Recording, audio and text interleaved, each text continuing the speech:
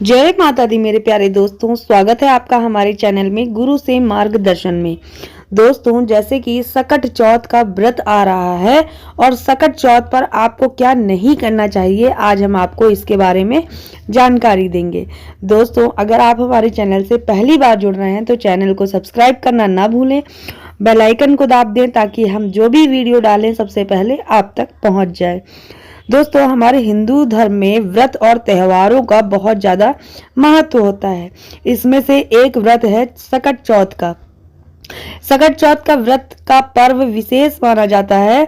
तो आइए जानते हैं कि इसको व्रत रखने के कुछ नियम होते हैं, तो नियम का पालन जरूर करना चाहिए और ऐसी कौन सी चीजें हैं जो हमको इस व्रत में नहीं करना चाहिए। तो दोस्तों, हमारे सनातन धर्म में संतान की लंबी आयु और सुख समृद्धि से जुड़े कई व्रत त्योहार मनाए जाते हैं। इन्हीं व्रत में से एक है सकट चौथ का व्रत। दोस्तों, ये बहुत ज्यादा विशेष त्योहार होता है। सकट चौथ का व्रत भगवान विष्णु को समर्पित माना जाता है। इस दिन स्त्रियां अपनी संतान की लंबी उम्र और खुशहाली के लिए निर्जला व्रत रखती हैं। रात को चंद्रमा को अर्घ देती हैं और व्रत का पारण करती हैं। पहली बार सकट चौथ व्रत रखने वालों के लिए कुछ खास नियम हैं, उनको जरूर ध्यान में रखिएगा। और जो लोग कर रहे हैं उनको तो इसके नियम पता होंगे, अगर नहीं पता है तो इस वीडियो को पूरा देखिए कि इस व्रत के दौरान किन किन विशेष बातों का आपको ध्यान रखना है और भूल से भी कौन सी गलती आपको नहीं करनी है। तो दोस्तों, सबसे पहले तो हम आपको बताने जा रहे हैं सकट चौथ व्रत रखने के नियम। तो दोस्तों, सकट चौथ के दिन भगवान गणेश को उनके हरे रंग के ही कपड़े पहनाना चाहिए। तो आप अगर उनको हरे रंग के कपड़े पहनाएंगे तो बहुत ज्यादा अच्छा होगा। सकट चौथ के दिन भगवान गणेश को तिलकुट का भोग लगाना बिल्कुल भी ना भूलें। तो दोस्तों, तिलकुट का भोग उन्हें जरूर लगाना है। इस दिन तिल से बनी हुई चीजें जैसे तिल के लड्डू हैं, तिल से बनी मिठाई का भोग लगाइए तो बहुत ज्यादा शुभ होता है और गणेश जी का आशीर्वाद आपको हमेशा मिलता रहता है। दोस्तों, सकट चौथ के दिन चंद्रमा को जल अर्घ देने के बाद ही व्रत का पारण किया जाता है। तो दोस्तों, ये तो हमने आपको कुछ ऐसी बातें बताई हैं जो कि अधिकतर लोगों को पता होंगी। व्रत रखने के ये नियम होते हैं, इससे हमारे गणेश भगवान बहुत जल्द प्रसन्न होते हैं और आपके साथ उनका आशीर्वाद सदैव बना रहता है। दोस्तों, अब हम आपको बताने वाले हैं, उसे ध्यानपूर्वक सुनिएगा कि सकट चौथ पर भूल कर भी आपको कुछ गलतियां हैं वो नहीं करनी है। दोस्तों, कौन सी गलती आपको भूल कर भी नहीं करनी है? तो ऐसा माना जाता है सकट चौथ का व्रत रखने वाली महिलाओं और माताओं को भूल कर भी काले रंग के कपड़े नहीं पहनने चाहिए। तो जो भी माताएं बहनें हैं इस व्रत को रख रही हैं उस दिन काले कलर के कपड़े बिल्कुल भी ना पहने। दोस्तों, जो व्रत वाली महिलाएं हैं वो इस बात का जरूर ध्यान रखें कि चंद्रमा को अर्घ देते समय जल की छींटें आपके पैरों पर नहीं पड़नी चाहिए। जल की छींटें पैरों पर गिरना अशुभ माना जाता है, इसलिए आप कोई बड़ा बर्तन रख लीजिए ताकि उसी में उसकी छींटें जाए, आपके पैरों तक बिल्कुल भी ना पड़े। दोस्तों, ऐसी मान्यता यह भी है कि सकट चौथ के दिन गणपति जी को मोदक का भोग लगाने से सुख और समृद्धि का आशीर्वाद मिलता है। सभी लोगों को पता है कि गणेश जी को मोदक बहुत ज्यादा प्रिय है। तो अगर आप उस दिन तिल के लड्डू और तिल से बनी हुई मिठाइयों का तो भोग लगाइए, साथ में अगर उनको मोदक का भी भोग लगाएंगे तो बहुत ज्यादा अच्छा होता है। सकट चौथ व्रत के दिन भगवान गणेश की पूजा करते समय आपको केतकी के फूल और तुलसी का उपयोग भूलकर भी नहीं करना है, क्योंकि गणेश जी को केतकी का फूल और तुलसी उनको नहीं चढ़ाई जाती है, इसलिए आप उनके पूजन में इनका उपयोग बिल्कुल भी ना करें। अगर आपने कर दिया तो ये आपके लिए बहुत ज़्यादा अशुभ होगा।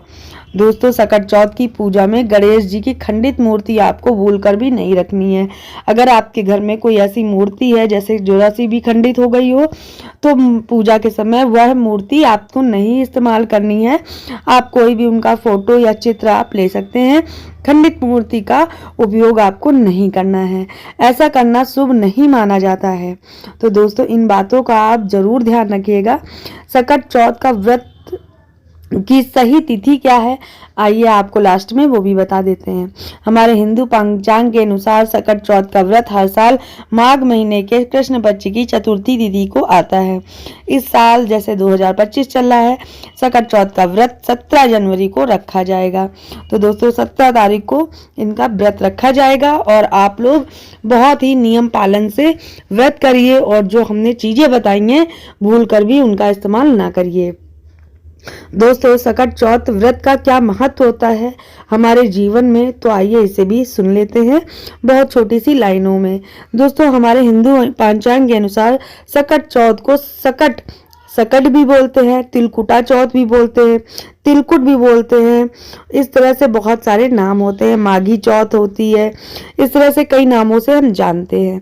ऐसी मान्यता है कि सकट चौथ व्रत में गौरी पुत्र गणेश और सकट माता की आराधना करने से संतान की दीर्घ आयु की कामना की जाती है और इससे संतान को सुखी जीवन का आशीर्वाद मिलता है और हमारे पुत्र की या पुत्री की उनकी आयु लंबी होती है। तो आपकी जो भी संतान है उसकी लंबी आयु के लिए आप इस व्रत को बहुत ही नियम पालन से करिए ताकि आपको पूरा आशीर्वाद मिल सके और गणेश जी सकट माता आपके ऊपर सदैव अपना हाथ रखे रहे, आशीर्वाद आपको देती रहे। तो दोस्तों ये जो भी हमने आपको बताया है तो आप जरूर उसे पालन करिएगा। दोस्तों सकट चौथ का व्रत भगवान गणेश की पूजा में ही समर्पित होता है। इस दिन गणेश जी की पूजा करने से साधक को बहुत अच्छे फलों की प्राप्ति जरूर होती है।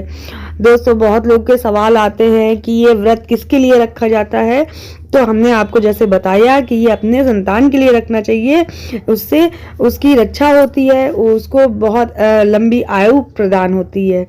तो दोस्तों यह व्रत महिलाओं द्वारा रखा जाता है और शाम के समय चंद्रमा को अर्घ देने के बाद ही पूरा होता है।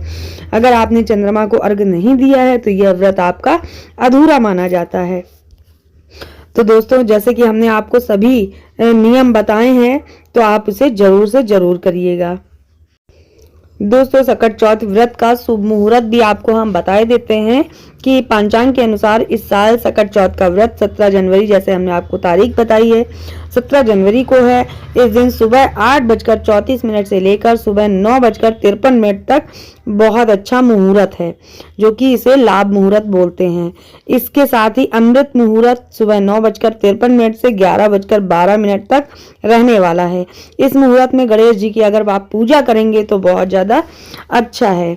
दोस्तों सकट चौथ और चंद्रोदय का समय आपको हम बता देते हैं कि बहुत लोग ये भी पूछते हैं कि चंद्रोदय का समय कौन सा है, तो सकट चौथ व्रत के दिन चंद्रोदय का समय है शाम के 7:32 पर होगा। इस समय में चंद्रदेव की पूजा किया जाएगा और चंद्रमा को अर्घ देकर तभी आप अपने व्रत का पारण कर सकते हैं। दोस्तों कैसी लगी आपको जानकारी कमेंट बॉक्स में जरूर बताइएगा और अगर आपको ये जानकारी पसंद आई हो तो चैनल को सब्सक्राइब करिएगा। हमने यहाँ पर सकट के व्रत को लेकर कुछ नियम बताए हैं और कुछ बातें बताई हैं जो कि आपको भूलकर भी नहीं करनी है। तो दोस्तों फिर मिलेंगे इसी तरह आपके लिए नई नई जानकारी लेकर आते हैं और आते रहेंगे। तब तक के लिए स्वस्थ रहिए, मस्त रहिए, अपना ख्याल रखिए और जीवन में इन नियमों पालनों को जरूर करते रहिए। फिर मिलते हैं। जय माता दी।